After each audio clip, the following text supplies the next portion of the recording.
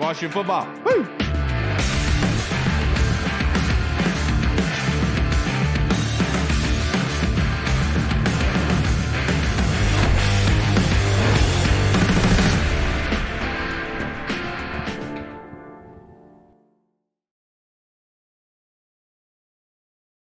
In the sports industry. All right, I got you. Well, hello, everybody, and welcome to the Burgundy Zone. I am your host, Kyle, and I'm joined by my co-host, Michael Hall. Reed is running a little bit late to work. You know, he wanted to work a little extra hard tonight, go the extra mile. Nobody's going to fault him for that, but he should be here soon. The Burgundy Zone is a part of the Frederick Podcast Network. You can find out more by going to www.listenfrederick.com. The title of this episode is called Scout the Team.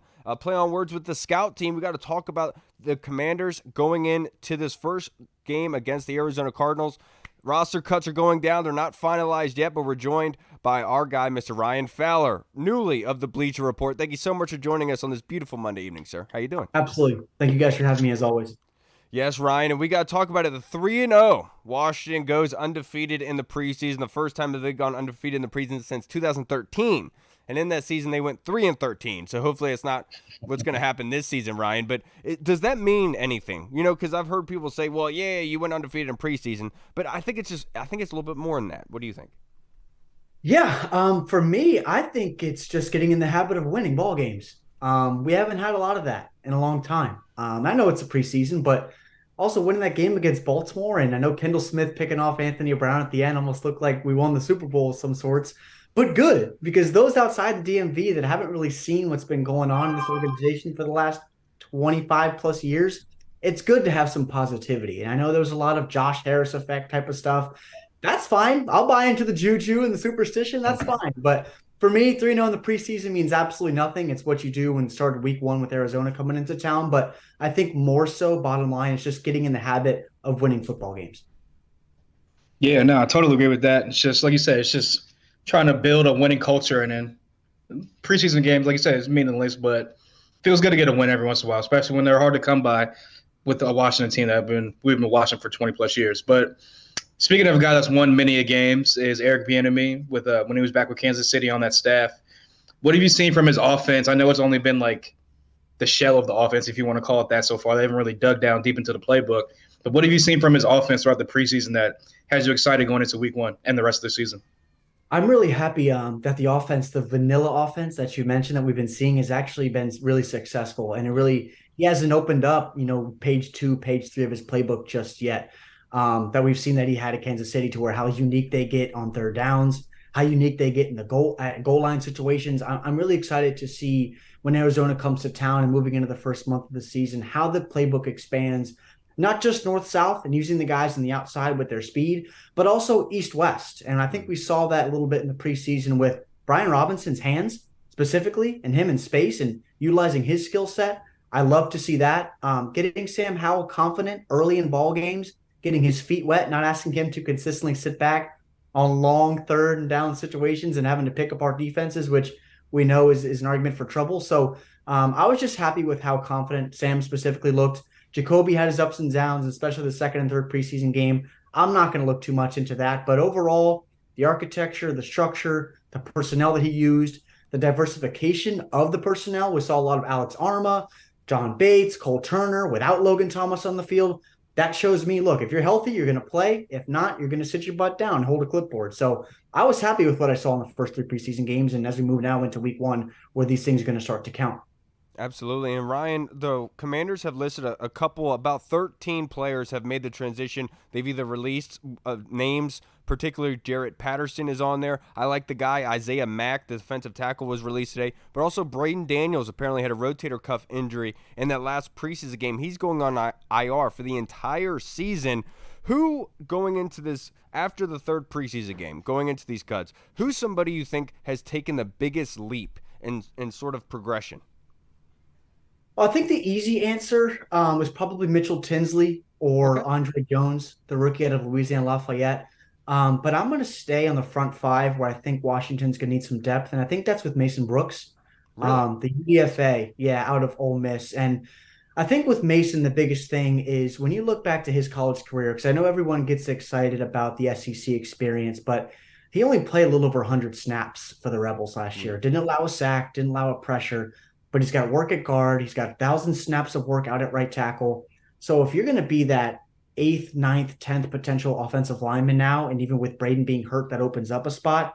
What positions can you play for me along my front five? Because you're not going to be a starter. And with Cornelius being the swing tackle and guys like Ricky Stromberg and Chris Paul probably being those swing guards immediately, you need some more beef that can play multiple spots. And Mason really impressed me. I mean, most of his work came at left guard this preseason, played left, played right. So do they want him to live in the interior? Possibly. But he has that tackle experience coming out of college at Western Kentucky and, of course, Ole Miss. But I think he's one of those under-the-radar guys that are UDFA that just haven't gotten a ton of attention. But really in that Cincinnati game, he was throwing dudes around along the front five, and maybe he deserves a spot, maybe not. But if anything, practice squad. Yeah, and Ryan, you're a film guy on this, and pertaining to the offensive line, let's piggyback off of that. Over the course of these 3 preseason games, a lot of panic was set in around the fan base regarding the offensive line after that first preseason game. From the start of preseason to now, what is your confidence level with the offensive line? Has it increased? Has it decreased? It's increased. That first game was definitely rough, but Andrew Wiley, of course, got a lot of hate for his preseason debut against Darius Smith. But it's life isn't easy on the edge at the NFL level, and of course, it's not easy when you got a new quarterback behind you and you got new faces to your left, especially at right tackle. But overall, the interior, Sam Cosmi's looked really good. Nick Gates is a flat-out bully at center. Love his ability up front. Charles Leno's been up and down, not a lot of work. Sadiq Charles, you guys know my thoughts on Sadiq Charles. I still want to see more. I'm just not penciling him in as a starter right away, but most likely it looks like he's going to be the week 1 starter. But it just takes reps, as it does with every position, no matter how long really you've been in the NFL. More reps, more reps, more reps, and more chemistry. Protections are going to be difficult up front, whether they ask him how to do it. They ask the front 5, Nick Gates out. But overall, my confidence has increased in this group, and I think it's going to get better and better as we move forward into the first 2 months of the season, especially. Yeah, definitely. And jump into the special team side of things. A guy like Kaz Allen came in. I know there was a lot of hype around him and coming into the offseason just because of the highlights from UCLA. This team really hasn't had a return guy with any juice since maybe Brandon Banks back in the day, a couple years ago. So I know he didn't really do anything to help himself in the Cincinnati game this past weekend, but do you think he at least makes a practice squad, and do you think he can eventually become that guy for Washington as far as the kick return and punt return goes? Yeah, and I know this time last year we were having the argument of who's going to be wide receiver 6, and that ended up being Alex Erickson, and he didn't show up at all. I mean, either of us could have won the 86 number and gone out there and done what Alex Erickson Don't did. say that, Ryan. That's not true.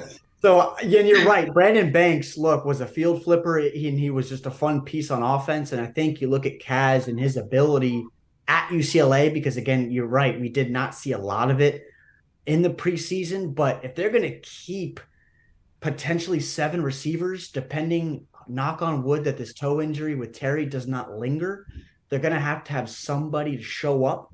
And if you provide special teams pop and you could be that weapon X in the slot and on the outside with some designated touches, I absolutely think Kaz deserves to be here. And the same thing goes for Mitchell Tinsley as far as just a wide receiver with good hands and some playmaking ability on the outside as well. Yeah, and I want to kind of piggyback off of your comment earlier, Mitchell Tinsley being possibly one of the biggest risers and progressors in this offseason. Talk to me about that wide receiver unit. Cutdowns are coming down, established tomorrow at 4 p.m. is the last time to be able to release it. What do you think this one wide receiver room is going to shake out? Because people have talked about, you want Kaz Allen because he offers a special teams ability, or do you want the assertiveness and the kind of comfortability of Dax Milne, or did a guy like Mitchell Tinsley earn a spot in the Cincinnati game? Yeah, I think the 4, right? Wide receiver 1, 2, 3, 4 are all locked up. I think we know that. But after that, it's really up in the air because you mentioned Dax and Marcus Kemp is now gone. And that would Pringle. Could you slide in Pringle as number 5? I would. I would. Yeah. I would right now. Yeah, because I think his skill set, even with Kaz, is a little bit repetitive, if you will, just as far as potential special teams pop. And relationships do matter. But Marcus Kemp, coming over from Kansas City, 1 catch for 5 yards the entire preseason, didn't do anything for you. So young guys on the outside, young legs, hungry, fresh. Mitchell Tinsley, Kaz Allen, that's your guys. Dax Milne, I don't hate the guy at all. I just think potentially it's down to competitiveness and who's going to show up for you in certain roles. And it's going to get to the point now where this roster is continuing to improve to where you're going to have to get rid of talented guys that are going to go elsewhere and get opportunities elsewhere, which also means that you're improving as an organization, which is always a good thing. So I think it's going to be a battle. It really wasn't a spot heading into this offseason to where I thought it was going to be a tight position race, but the more that Terry's toe, and we talk about it and how those things can linger at the receiver position, well, you drafted Jahan on day one for a reason. You paid Curtis handsomely for a reason. You drafted Diami on day two. Who's going to show up if 17 has to miss time? So it's going to be a really fun battle, really, these next less than 24 hours where we finally get those final cuts. Who's actually going to make it the back end of this receiver depth chart? Yeah, definitely like that battle. So we're 13 days away, a little bit less than 13 days away now. And it just came out today that the Arizona Cardinals released Colt McCoy. They brought in Joshua Dobbs and the rookie quarterback's name is escaping me, but I think he's a rookie Clayton from Arizona Tune. State, I want to say. Clayton Tune, exactly. Yeah. So this defense, historically, for the past couple of years, has gotten off to slow starts, except for maybe the 2020 game against the Eagles when they had like 6 sacks or something crazy like that. But for the most part, they've gotten off to a slow start. Do you think that the defense come week one is going to be prepared and ready to dominate this kind of pretty much weak offensive lineup for the Cardinals, or do you see it being another slow start to the season and this being a close game come week one? Dude, I hope not.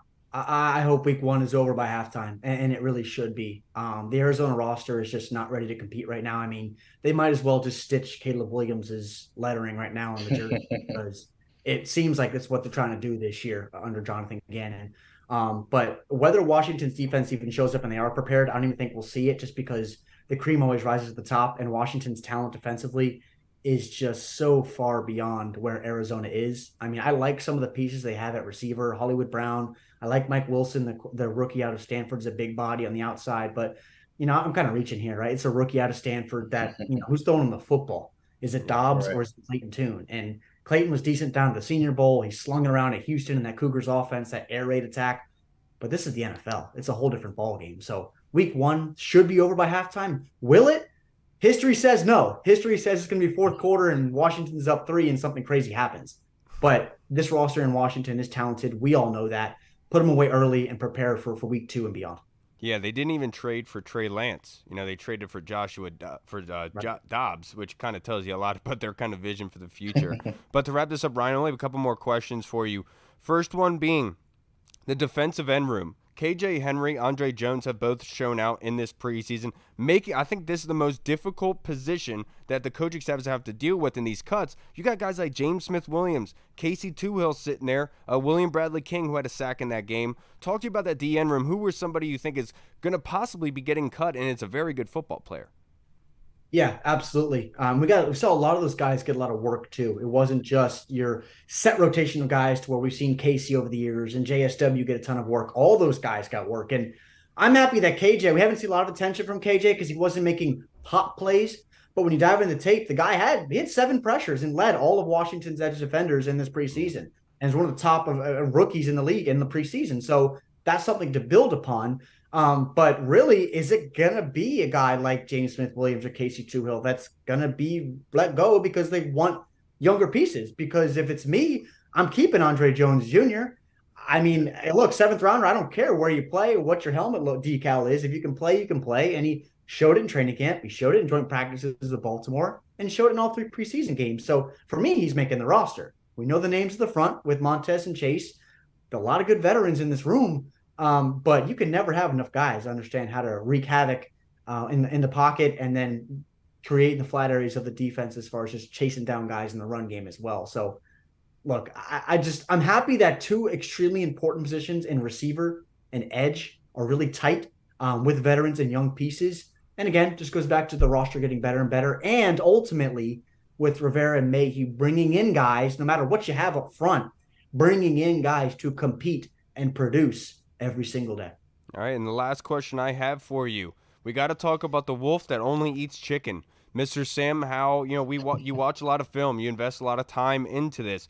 What have you seen out of Sam, and what is your confidence level with him at quarterback with EB calling the plays heading into week 1?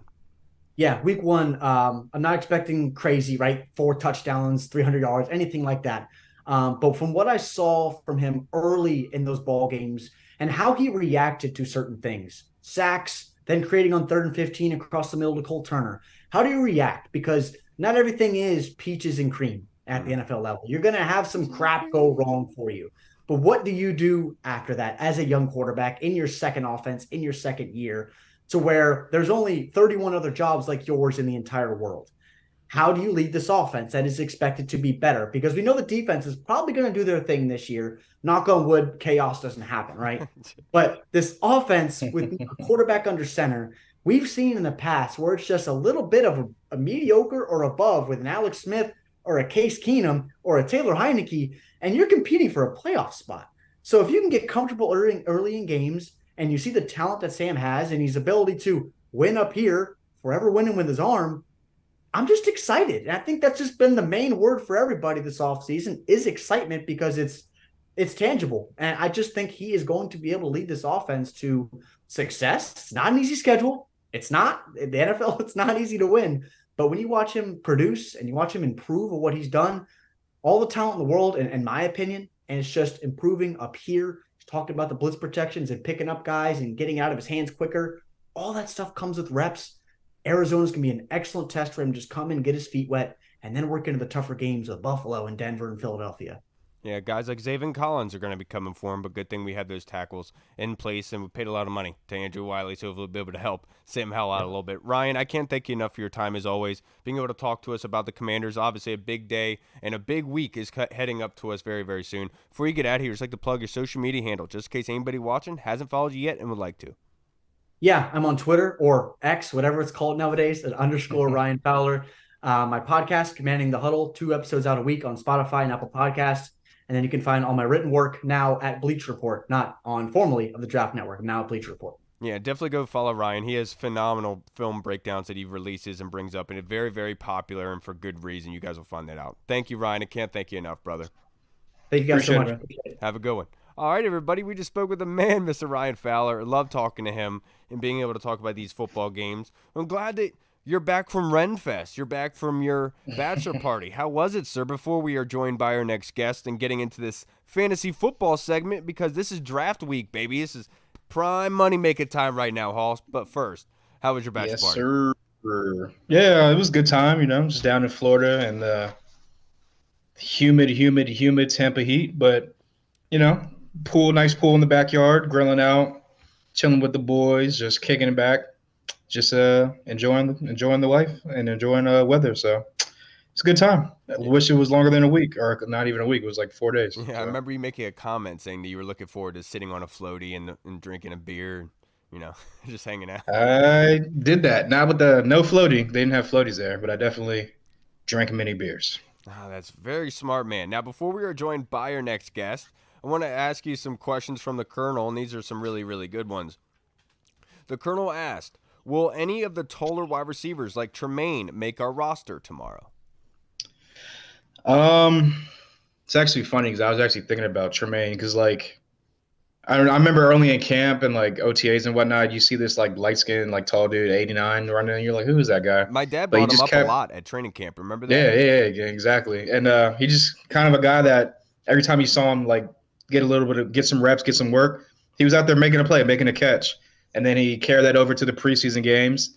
Obviously, I think him and Fromm had a pretty good connection just from them working in practice with the threes and whatnot together. So I think that's definitely a guy that they might want to bring back to the practice squad. I know he hasn't been cut yet, which means that I know John Kyman mentioned that the guys that were cut today were just guys that they want to try to get out there, see if they can get new other gigs. And the guys that are being cut tomorrow will be guys that are pretty much considered for the practice squad or considered they want to bring back. So it looks like he's part of that bunch, and if he can play specials and contribute on that, he can definitely be a guy that makes a practice squad and maybe he gets developed and maybe called up at some point due to injury. But as far as the starting 53 goes week 1, I don't see him being there, but definitely a practice squad potential guy. Yeah, and John Keim's absolutely right about that. Imagine this is your fantasy football. league, right? And you have that 24-hour period. If you release a guy, somebody can't immediately just come up and take him, put him on their squad, right? They got to put a waiver in. Same thing with these kind of roster cut downs. And so the guys that you want to retain on your practice squad,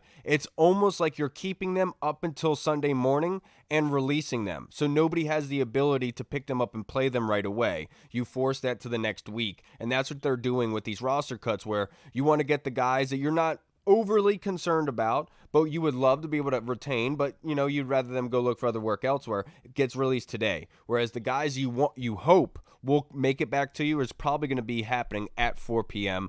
tomorrow, because a lot of teams are probably abiding by that. And I don't think Tremaine had a good camp. I don't think he did enough. I think Tinsley is the type of name that probably did enough to make the roster, right? I think Tremaine's somebody that you would probably feel comfortable with if you were to retain him on the practice squad, a lot like Kaz Allen. But I don't expect Tremaine to make the roster. I think that Pringle is your number 5, and I think the big discussion comes down to that number 6 wide receiver, Dax Milne or Mitchell Tinsley. Can Tinsley return punts? Is he as reliable as Dax Milne? And that's what the big question is, because as much as everyone likes to give Dax Milne crap, he offers some production in helping you in punt return. Everyone wants to talk about Kaz Allen, but look, he muffed that punt, and he dropped an easy pass that would have been for a first down. Are you going to tell me against the Bills, let's say it's the fourth quarter, only 3 minutes left, and we are literally 3 points down from the Bills, and we're about to come back and try to possibly tie that game late in the fourth quarter against the Bills, and Kaz Allen muffs the punt? Are you going to tell me now that's a mistake? And that's my whole thing with Dax Milne. That reliability of catching the football is so important in those situations in particular. And that's why I think Dax Milne probably will get a spot, to be honest. And that it's unfortunate, because I'm not saying Dax Milne's a bad player, so to speak. I'm just saying that obviously you could do better, to your point, with the return game. You could always do better in that sense, but you also need somebody who is reliable. And I was going to say, and look, at the end of the day, look, I give Dax Milne a little bit of crap, but I'm kind of 50-50 joking. Does he run to the sideline as quick as he can? Yes. But like you said, he's he's reliable as hell. He catches the ball. He's like no matter David Barton in a fight. Exactly. No matter what position or what kind of time on the clock or time in the game, he's going to catch the ball and is going to be reliable. And honestly, at the end of the day, you mentioned the drops that he had, like Kaz Allen during the game, and a lot of them were in the middle of the field, and a lot of them were for potential first downs and some yak after that. A guy like Dax Milne, who is actually legit played receiver in college, can run the route tree, is actually kind of useful when it comes to, hey, we got a couple injuries, we need you to get a couple reps in at wide receiver in the slot. So, and Dax did have the drop in that game. I will admit that he did as well. Of course. So at the end of the day, I would definitely, as of right now, it's definitely Dax Milne over Kaz Allen. But again, like you said, it's more of the reliability factor at this point than it actually has to do with the skill set. Yeah, real quick, I know a lot of time to talk about this, but the Colonel's question was, please comment on the Cowboys' acquisition of Trey Lance for a mere 4th-round pick in the 2024 draft. Is this a player we should have had in our sights? I would say no. I know a lot of people are like, hey, he's young and you can sit him down, develop him, blah, blah, blah. My only rebuttal to that would be he's been sitting down in San Francisco and he hasn't really developed. Yeah. The only way he's going to ever develop is to get on the field and actually play and get reps. And obviously, Sam Howell's here. In the NFL right now, and that's exactly. Sam Howell's here. He's definitely not going to get the reps here. They even have Will Grier in front of him. No, they're going to release Will Grier, but he's going to be he's going to be the 3rd guy in Dallas. So I don't people say this all the time. Former athletes, former players, all this sort. The only way you can learn football for the most part is by playing football. And the reason why he hasn't developed is because he hasn't played enough football. It's I feel like me and Trey Lance have probably played the same amount of snaps in our whole entire life. And I didn't play past high school. So yeah, I mean, for a 4th-round pick and the investment in it, it potentially hits and becomes something, develops behind Dak and whoever else. Okay, cool. You just won the quarterback lottery pretty much. But if we're being honest, if Kyle Shanahan, the quarterback guru, the great offensive mind, couldn't develop him and get the best out of him, I don't think Brian Schottenheimer is going to. No, and that was the whole mindset when everyone was screaming that Ron Rivera and company won't trade up, do this type of thing. Remember they wanted Trey Lance? People wanted Malik Willis. No, yeah. And do you remember where people were saying, oh, there's Washington fans who are so petrified of the RG3 thing. They still have PTSD from it. They don't want to trade it for Trey Lance. That's why when you have a guy that doesn't have much experience, not even at the most physical, toughest point in football, being in the Division One, not even there, doesn't have a lot of throwing, and then regresses his senior year, in his draftable year, regresses in being a quarterback, and because he has Quincy Avery as his quarterback coach, we're all sitting here saying he's a top 5 pick, you should trade a bunch of assets for it. No. Yes, this is the sort of situation you want to add Trey Lance into, where there's a lot of team around him, but the fact is, he's still not ready. He still needs time. And are you mortgaging football games for Trey Lance? And that's what you're doing by trading up and starting him. And this is the whole mindset with people, that you're inflating the quarterback market. And that's what these top 5 picks are doing with all these teams, throwing it. Look at Blake Bortles. Blake Bortles had no reason to be a first-round pick. Blaine Gabbert, are we serious now? I forgot about Blake Bortles. I mean, this at least he got to the AFC Championship game. I understand, but this happens every year. We get hyped up over these quarterbacks, and this is what happens. And it's just like look at Zach Wilson. One good year at BYU is starting at BYU. One good throw, one highlight throw in his little team workout or whatever. He's a top 5 pick, and look where he's at now. Yeah, the biggest loser mentality is people blaming Kyle Shanahan for this. Dude, a 7th-round pick outperformed Trey Lance, who they traded up for. Are you going to continually tell me Jimmy Garoppolo is better than – you want to tell me straight up that Jimmy Garoppolo is better than Trey Lance? You know what I'm saying? Because you have to understand what you're saying. If you're saying that Kyle Shanahan screwed him, why isn't he getting better? A 7th-round pick is producing in this. Why can't you?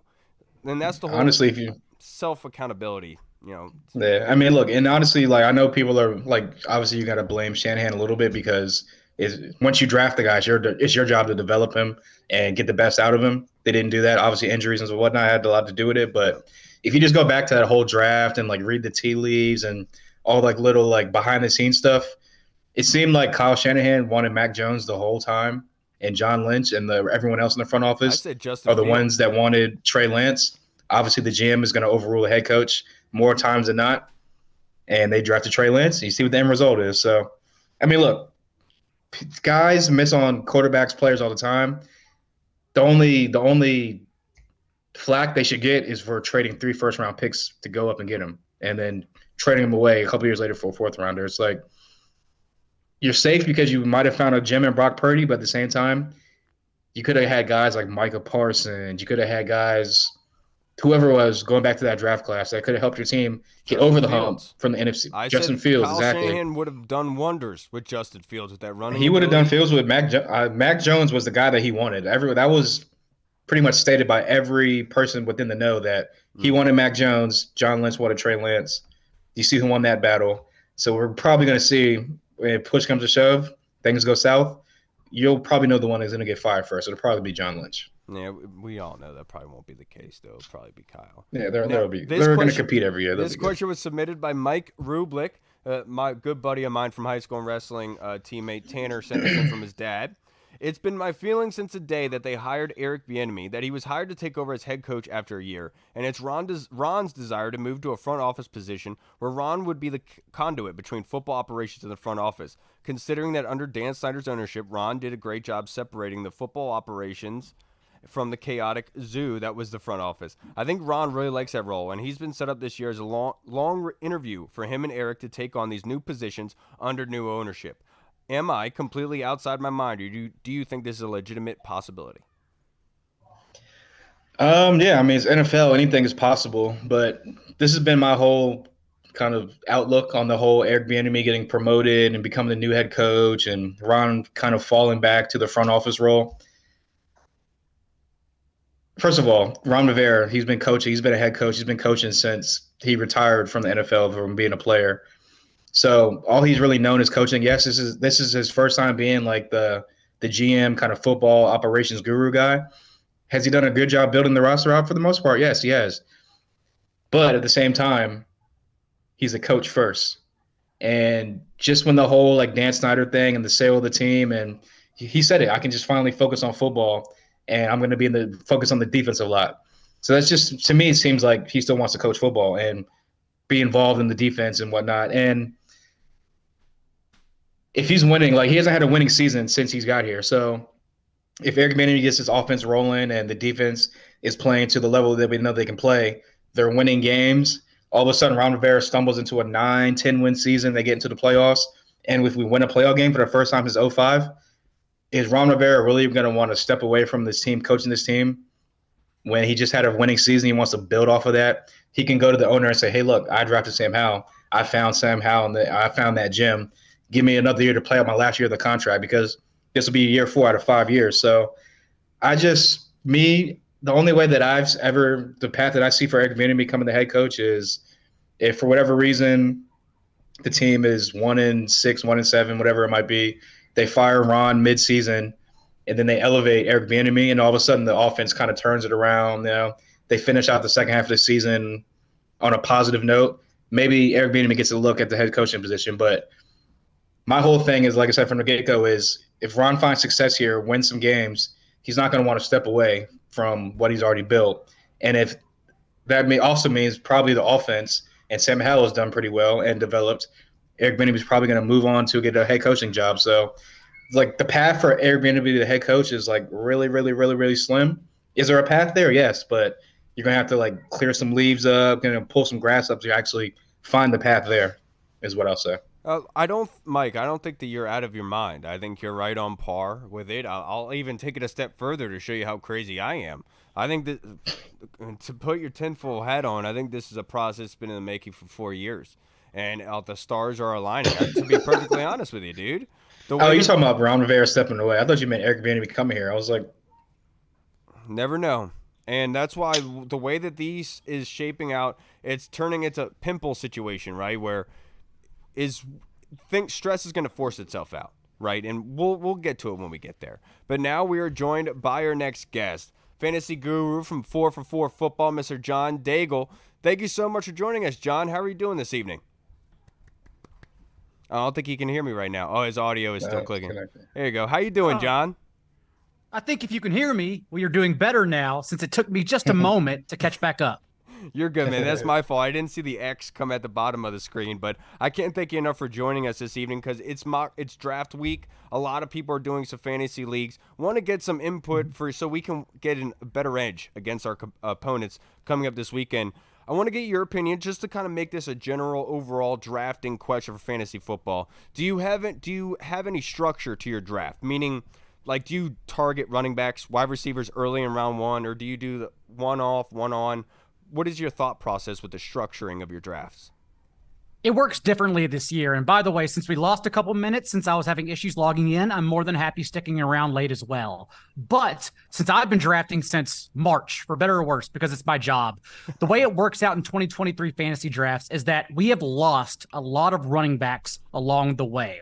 We have to argue, even if we like the players individually in Ramondre Stevenson, Breece Hall, Jonathan Taylor, they're now either players in their same situations or just something going on behind the scenes that we can argue caps their ceiling. And thus we have to move them down a hair. So what's happening is that there's a list of 7, 8 running backs instead that we should be targeting in the first and second rounds, because after that, all bets are off. It becomes the Wild West, because from that point on, everyone is just projecting, and based on who you ask is how those answers will differ, which tells you there are no facts in between. We're all just kind of gauging on what we know and educated guesses.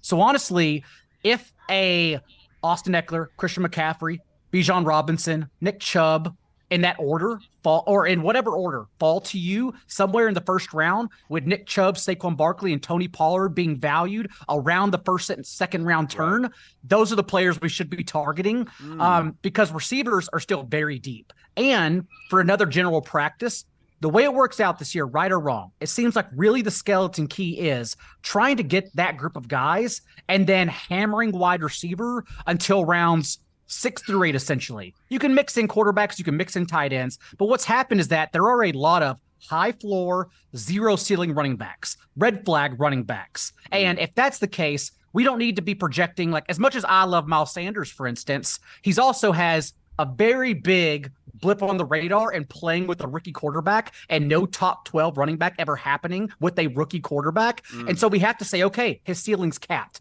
And there are lots of Miles Sanders in your Damian Pierce's, Aaron Jones, Cam Akers, the list goes on. And so rather than getting those guys, like your Alexander Madisons as well, I want to draft receivers. I want to draft players with actual ceilings. And I think that's the way drafts work out this year.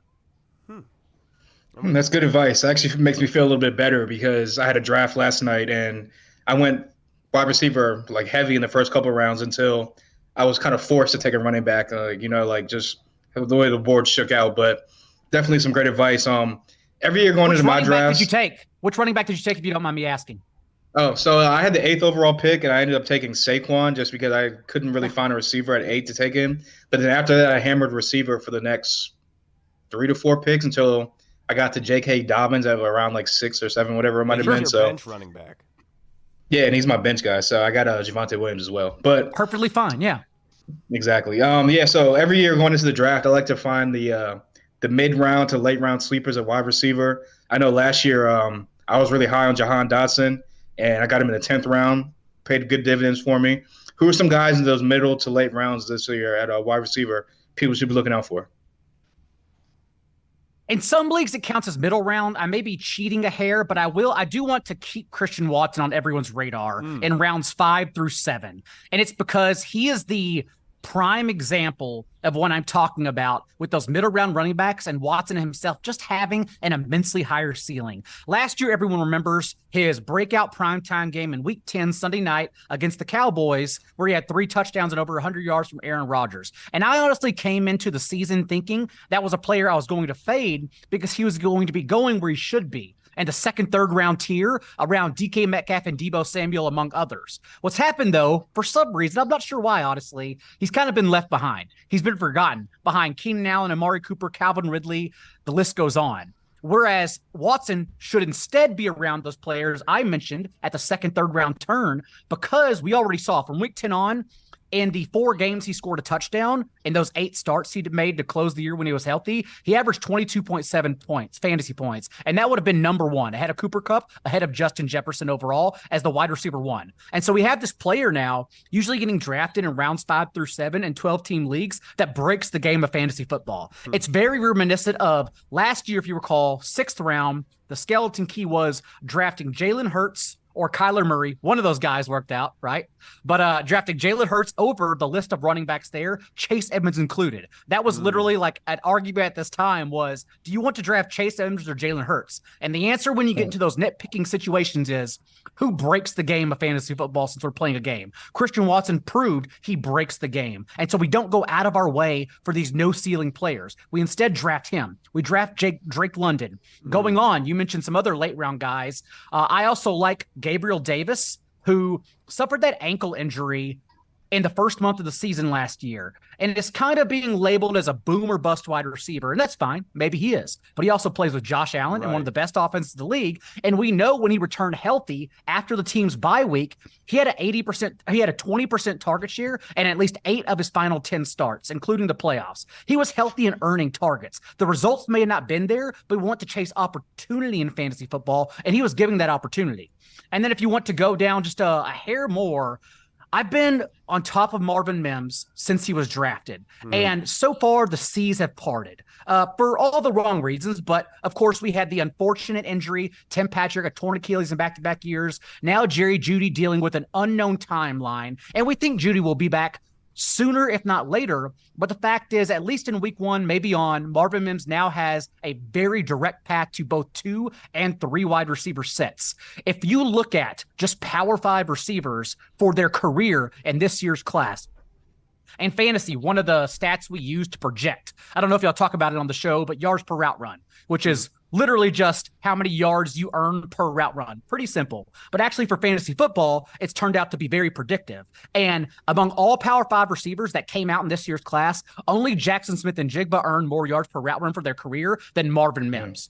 All that happened for Mims was that he was egregiously used at Oklahoma through Lincoln Riley's coaching there. Because Lincoln Riley, as we also saw with Jordan Addison, doesn't really put players in the best position. He's an offensive genius because he just kind of rotates everyone in and makes the system work. But then, of course, The moment Marvin Mims in his final year, just last year, got released from Lincoln Riley and got a new head coach in Oklahoma, he went over 1,000 yards, and he was that breakout player we knew all along at his big size. 95% of Mims's career touchdowns occurred on targets that went 20 yards deep because he not only earns contested, he can not only fight you, as we saw in that big play in the Rams game this past weekend in the preseason for contested targets, he also gets all his targets deep. He's the kind of player that explodes in the late round. So I think everyone in their drafts this weekend should be all over Marvin Mims. I'm with it. Now, to wrap this up, I only have a couple more questions for you, but they're really, really good ones, I promise. I want to talk about Jonathan Taylor because he is still being projected in the top second, third round there, and people don't know what to do. He's falling a little bit, and the possibility is there that week one comes around, they offer him a new contract, he's on the field, he's ready to go, he's your number one running back, fine. What is your advice to fantasy owners when targeting Jonathan Taylor? If he falls to in your normal 12-team leagues, if he falls to the mid-third or around the fourth round, then you can take him. But honestly, I don't think he's ever going to get there. I think a lot of us have league mates, even some who are my friends, who show up, get that old printed out magazine, and they're still drafting Jonathan Taylor in the early second round. I would say that's one of the easiest fades in all of fantasy football because let's assume he's healthy. Let's say that back injury the team is quoting him on because they're at grievances over his contract right now. Let's just say that non-existent. There's still so many more hills for Taylor to climb to be relevant this year.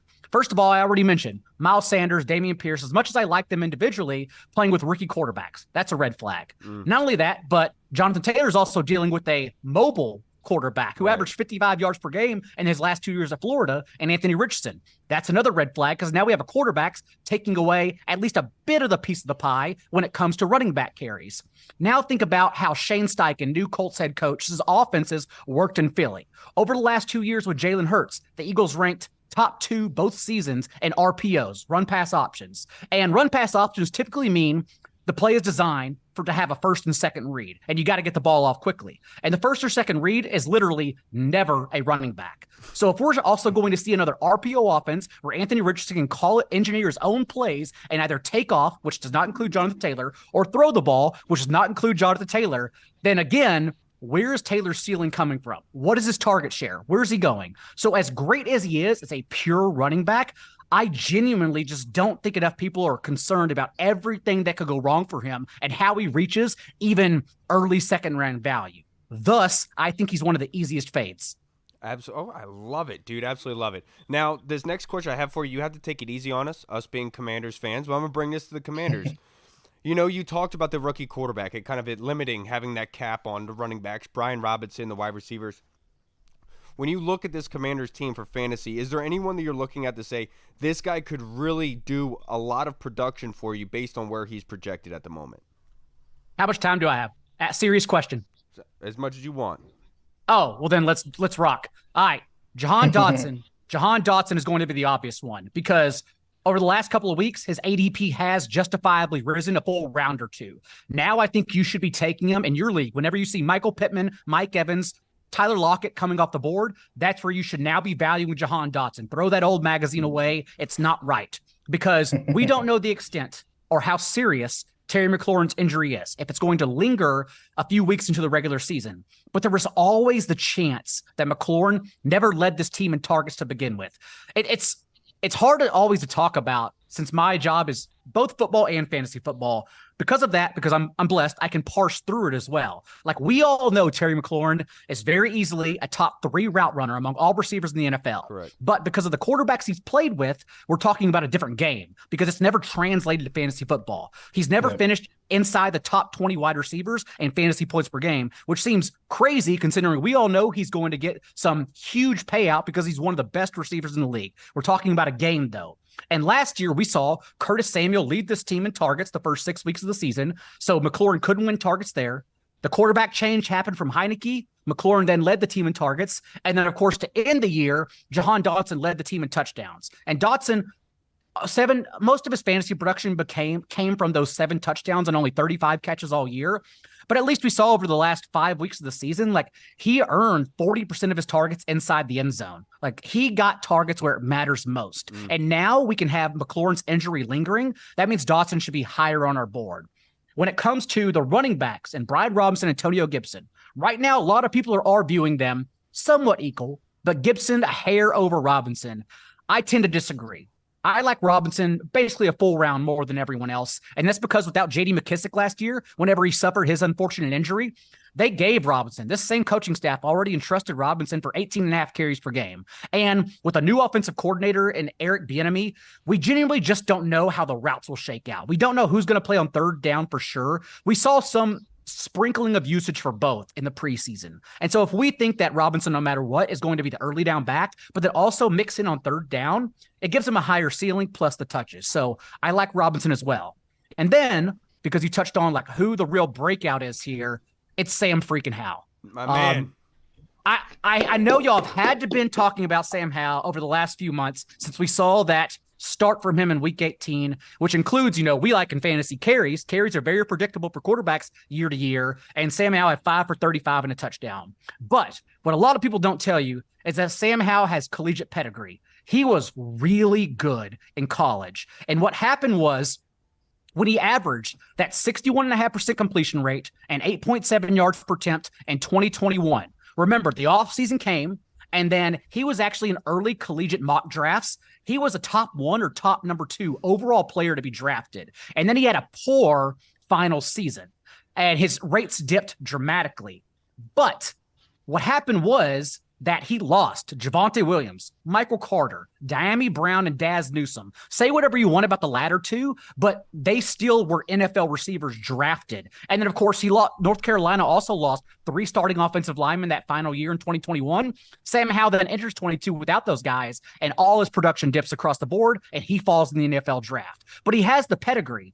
And something that also carries over, it's consistent from year to year. It's not only carries in college to the NFL, but it's also third down completion rate. I guess because, I don't know for sure, but I'm guessing because if you're good on money downs, you understand pressure, then you just understand how to move the sticks. And Sam Howell, even in that final year, all the talent I talked about that went missing, he still averaged a 70% completion rate and 8-0 touchdown to interception ratio on third down. He was still very good on that one stat. Now you mix in the talent around him and the amazing play caller in Bieniemy.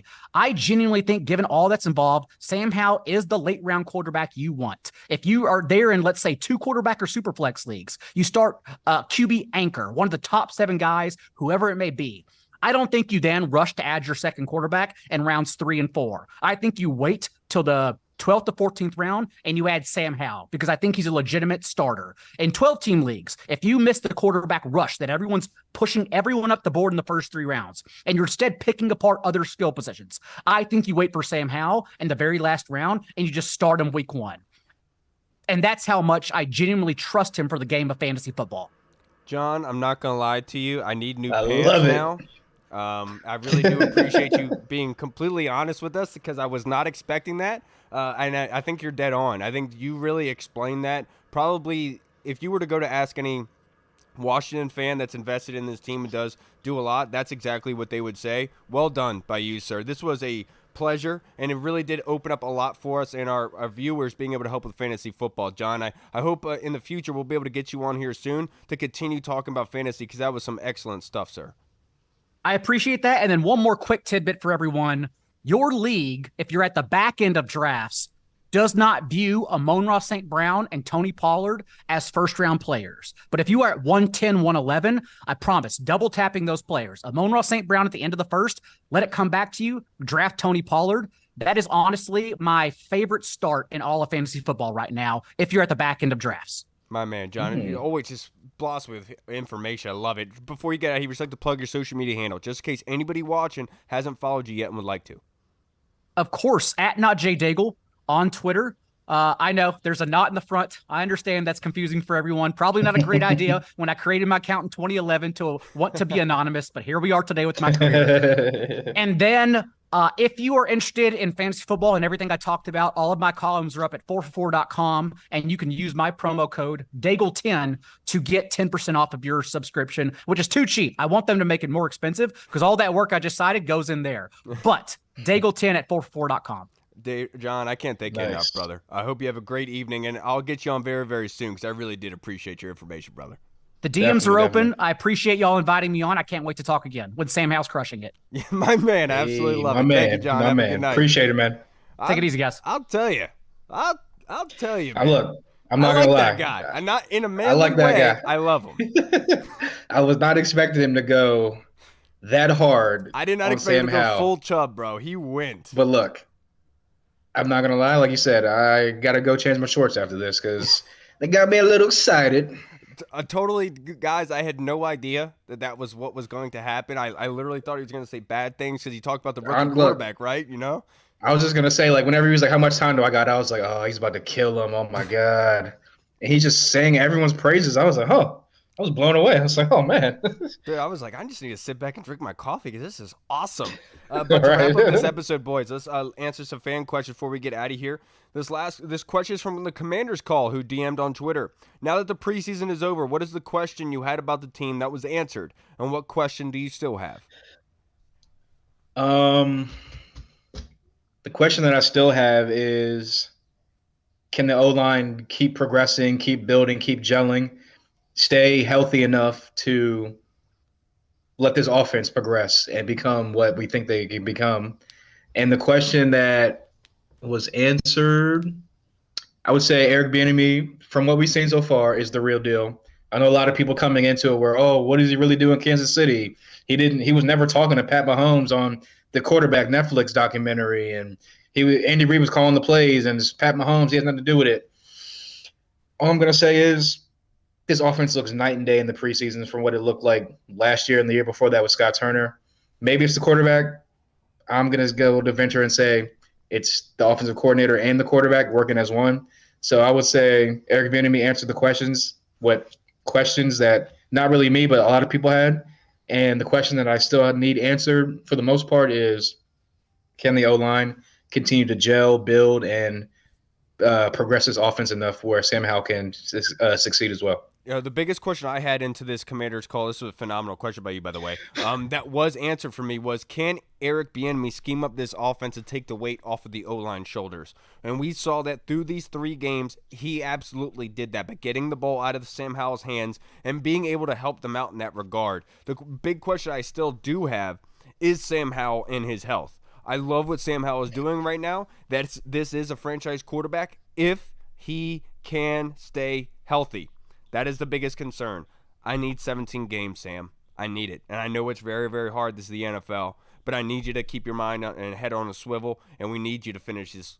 We don't need the quarterback carousel, and that's my biggest question, and I'm going to continue to have that through the season. Commander's call. It's a cop-out answer, I know, but it's my biggest question that I have, and I think it's one that has plagued this football team for a very long time, and hopefully we finally get health out of a quarterback who is capable of being a franchise guy. That is what this team needs. Now, the next question we go to the Discord chat is from our boy Tomas. Thank you, Tomas. I got a question for the pod. How many receivers do you think we keep for the 53, and who will they be? I'll say 6, and we know the top 4: Terry, Jahan, De'Ami Brown, Curtis. 5, I'm gonna say I'll go Pringle just because, like Ryan Fowler talked about, it's not about just like the skill, but it's also about relationships. And I know at the end of the day, push come to shove, Eric Bieniemy can turn to Byron Pringle and say, "Hey, we're going to run this play. I need you to run this route at this depth," and he's going to know exactly what he's talking about because he's already been in the offense dating back to Kansas City. And I'll go the 6th guy. I really want to say Mitchell Tinsley, but I do think it's going to be Dax Milne just for the simple fact of the whole punt return special teams aspect of it. Yeah, I think, honestly, dude, I think Tinsley earned himself a spot in that game. And he's done it over the preseason, not just based on one game, but I understand the question that comes up with Milne in regards to special teams and punt return.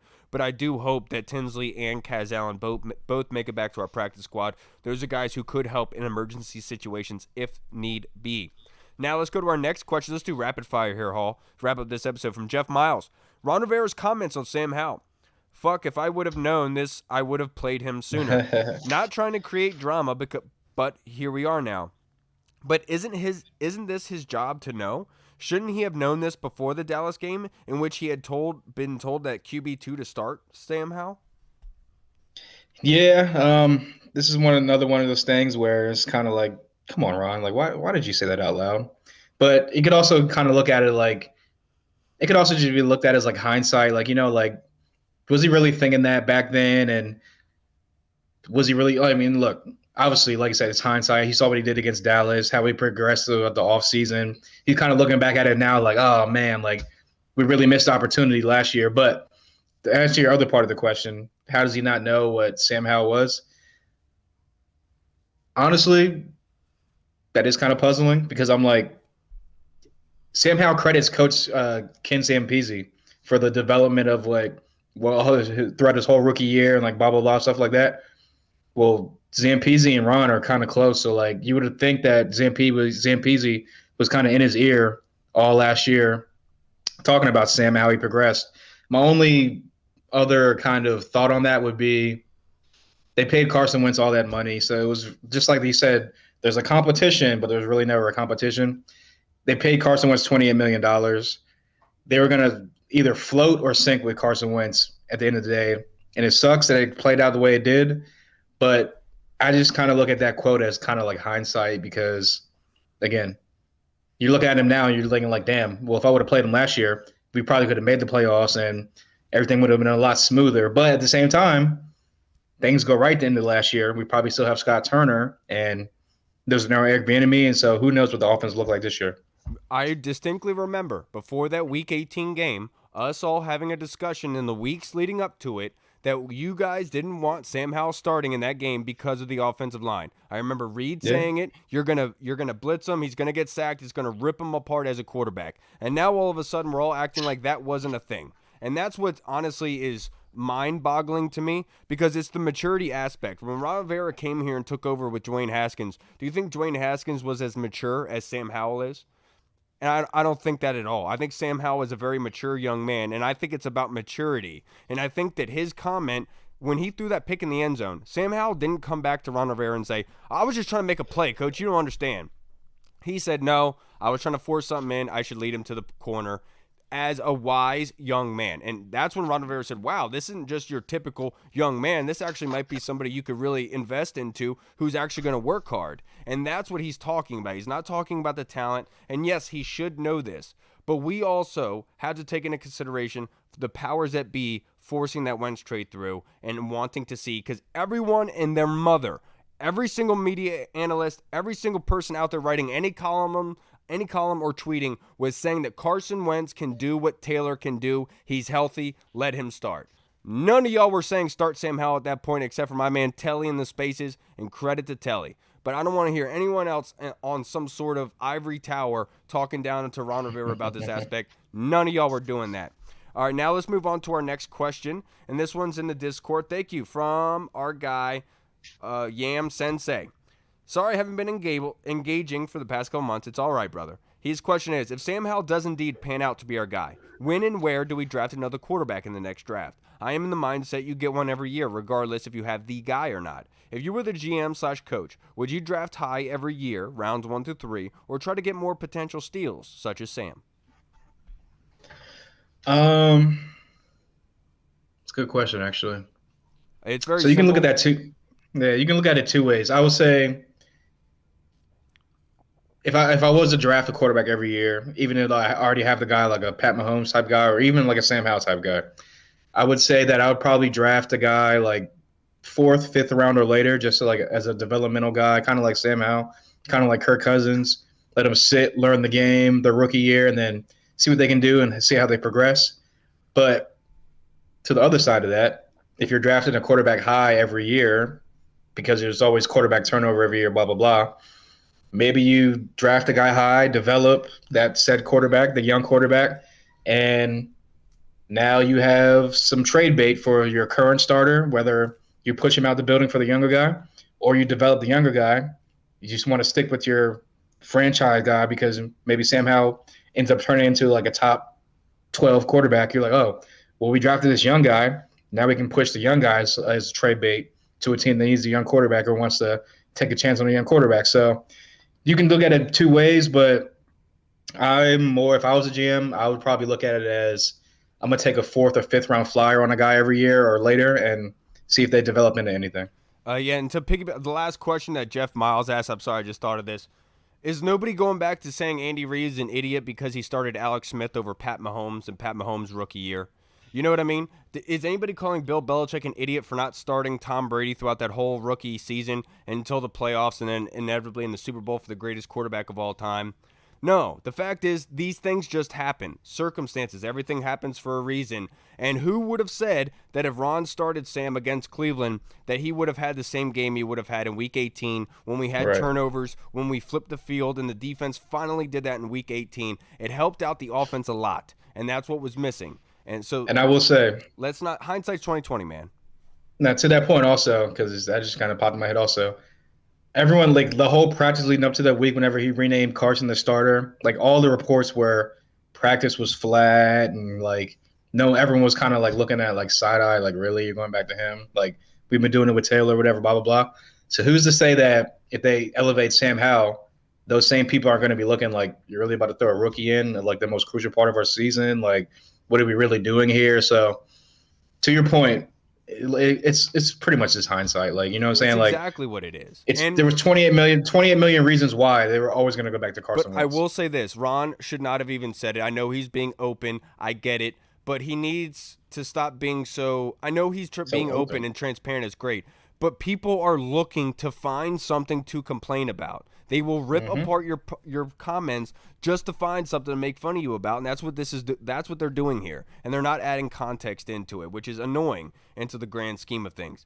Now, this next question before we wrap up, guys, we're getting out of here. From Big Tony Shivers, some position groups are deeper than others. Who is someone you think will get cut here that you believe is capable of making the 53 on another team?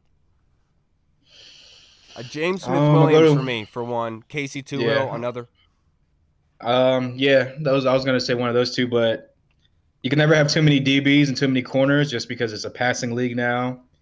But I'll say a guy like Danny Johnson, who's been on the practice squad up and down for pretty much the whole time he's been here. He's been a 53-guy practice squad, 53 practice squad guy. So I would say just because they're so deep right now in the cornerback position, they might have to get a guy like Danny Johnson on the practice squad for now.